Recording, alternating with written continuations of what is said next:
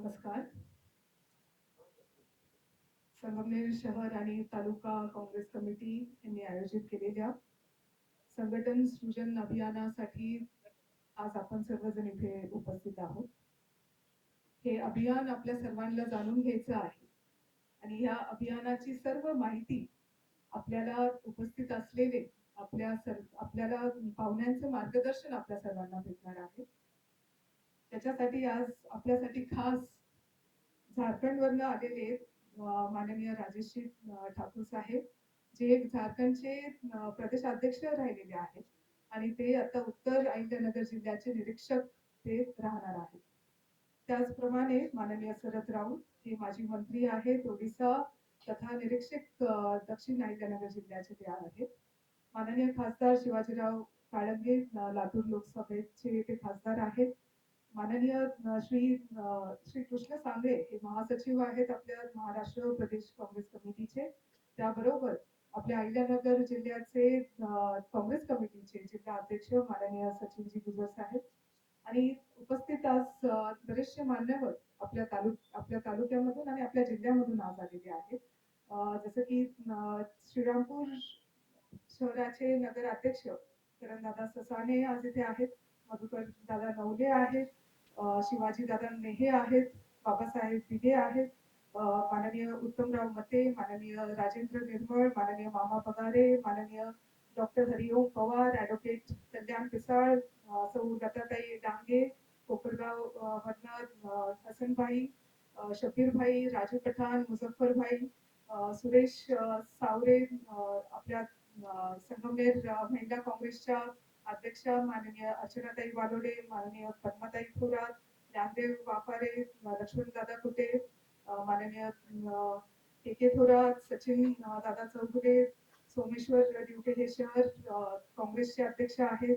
रामहरी कातोरे साहेब, गिरिजाताई पिचड म्हणजे पिचड साहेबांची नात आज आपल्या सर्वांमध्ये आहे. माधवराव कानवडे साहेब आहेत आणि खोबरेताई सर्व उपस्थित आहेत. माझ्याकडनं कोणाचा नामोल्लेख राहिला असेल तर मी त्यासाठी क्षमा मागते.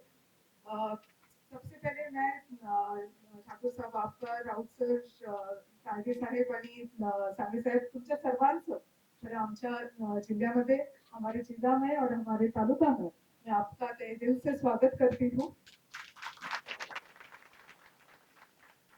हमारा जिला जो है वो अहिल्यानगर जिला ये कांग्रेस के विचारों से बड़ा हुआ है. इस यहाँ का जो फैब्रिकेशन है, जो बेस है, वो कांग्रेस का विचार हमेशा से रहा है.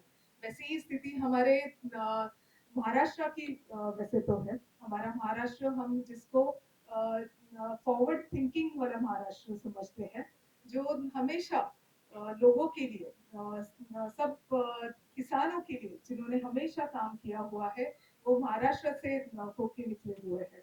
वैसे तो मैं हिंदी काफी अच्छे से बोल लेती हूँ, बट भाषण करने में मराठी ज्यादा आसान लगता है, इसलिए मैं थोड़ा हिंदी मराठी इंग्लिश का थोड़ा सा यूज करके मेरा भाषण आज शुरुआत कर रही हूँ.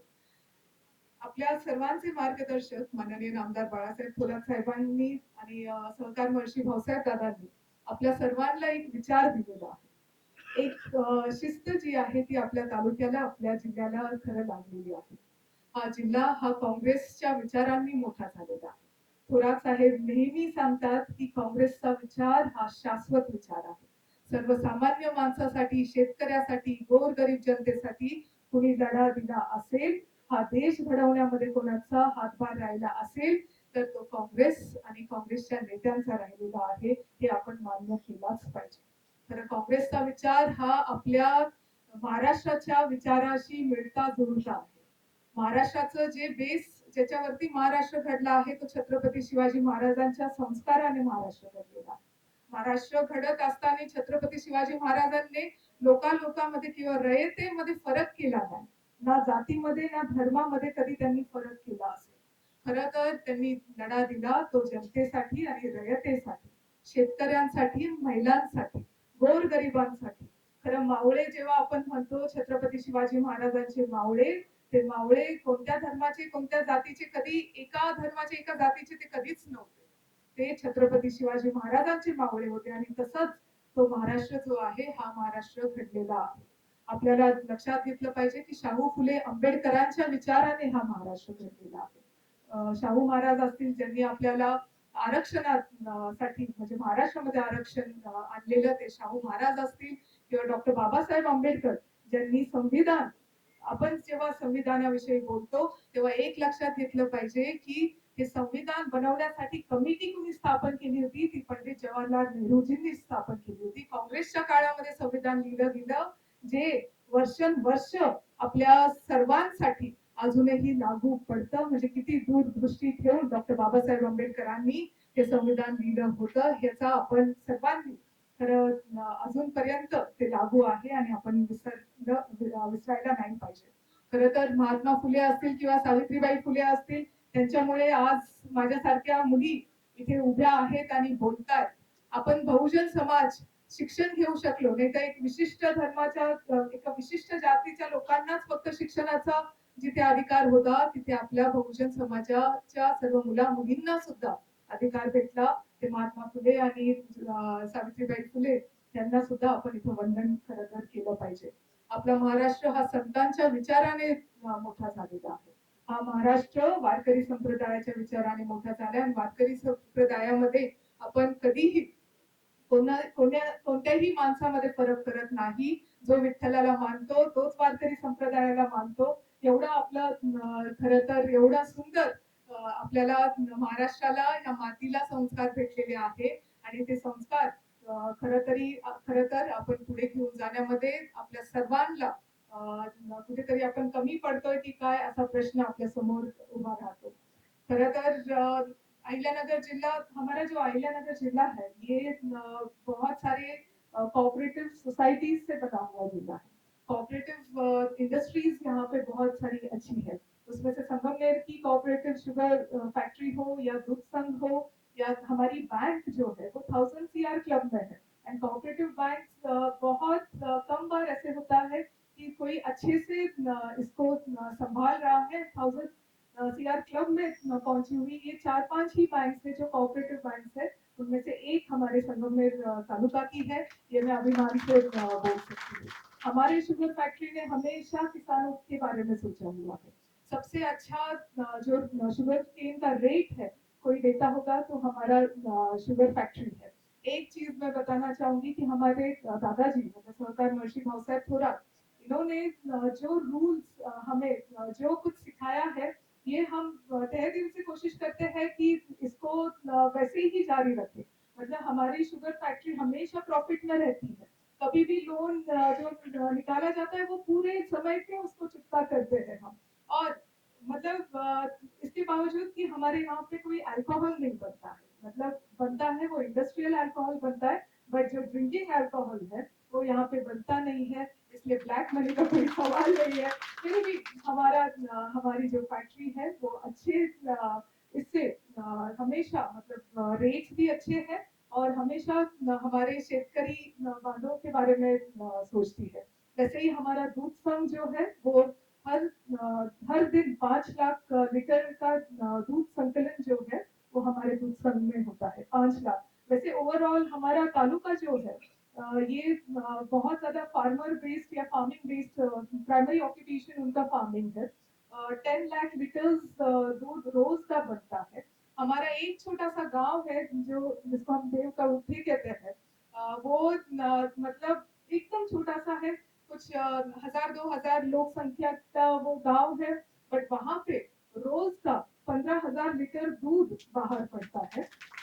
उसके साथ 1 लाख से भी ज्यादा अंडे पोल्ट्री 7 7 लाख 7 लाख से भी ज्यादा अंडे जो उस रीजन से बाहर जाते हैं. मतलब हैदराबाद स्टेट के बाद किसी का नंबर आता होगा तो वो संगमनेर तालुका का पोल्ट्री में नंबर है. और ये सब चीजों की वजह से मतलब अच्छा कोऑपरेटिव जो बेस हमारे तालुका को मिला हुआ है उससे ही डेवलपमेंट जो है इस तालुका की आपको देखने को मिलेगी.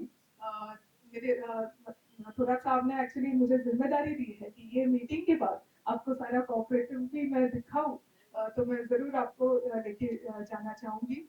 फिर से मुद्दे पे आते हुए कि हम सब इतना सब बोलते हैं कि महाराष्ट्र जो है ये कांग्रेस के विचारों से बना हुआ है, हम वारकरी संप्रदाय को मानते हैं, वारकरी संप्रदाय में कोई धर्म धर्म या जाति जाति में फर्क नहीं देखा जाता है। ये सब होते हुए भी 2024 में हमारे 24 के विधानसभा इलेक्शंस में हमारे संगमनेर तालुका या फिर इस जिले को हम सबको एक्चुअली डिफीट फेस करना पड़ा। कहीं तो भी कुछ तो ऐसे मन में खटखट जो है वो अभी भी है कि ऐसे कैसे हो सकता है जब विचार इतने नेक है तो क्यों हम सब इस डिफीट के हकदार कब हुए। तो मुझे लगता है कि हमने मैं जो सोचती हूँ वो मैं बताना चाह रही हूँ की 2024 मध्ये आपल्याला का बरं पराभव स्वीकारावा लागला तर त्याची काही कारणं आहेत। एक आहे की समोरच्या ऑपोजिशननी त्यांनी काय केलं तर त्यांनी मॉब सायकोलॉजी वरती काम केलं। मॉब सायकोलॉजी वरती काम करत असताना दोन फोबिया म्हणजे दोन भीती ज्या आहेत त्या लोकांच्या मनामध्ये घालून दिल्या।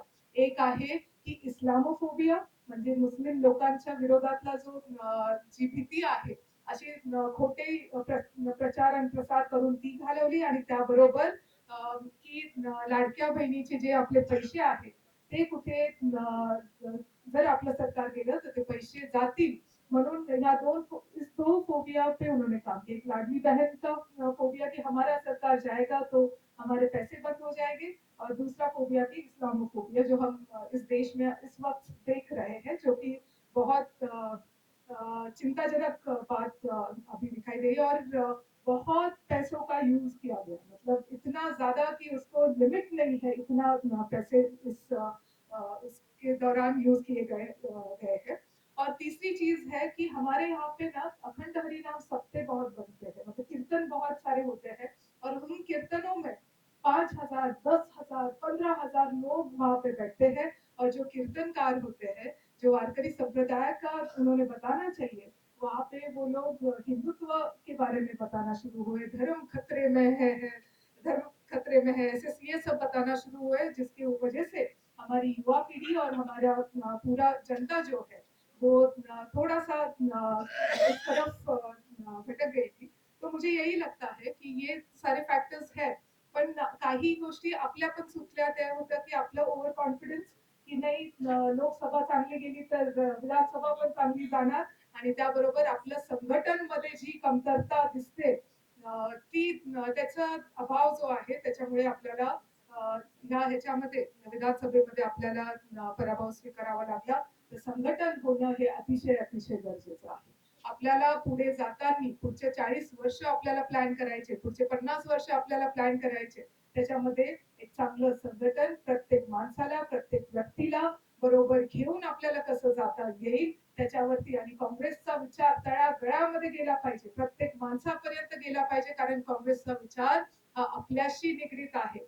म्हणजे साहेब नेहमी सांगतात की संविधानामध्ये जे जे काही गोष्टी लिहिलेल्या आहेत त्याच गोष्टीवरती काँग्रेस नेहमी चाललेलं आहे। तीच गोष्ट आपल्या पसायदानामध्ये सुद्धा लिहिलेली आहे की माणसा माणसामध्ये फरक नाही केला पाहिजे।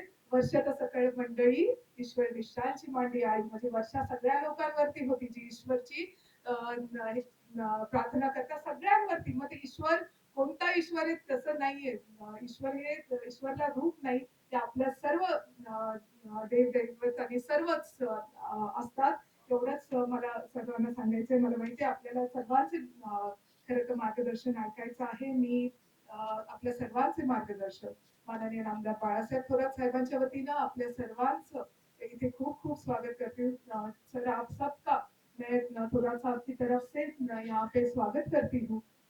उनको भी वो आज इधर उपस्थित नहीं उसका उनको भी खेद है बट उनकी तरफ से आप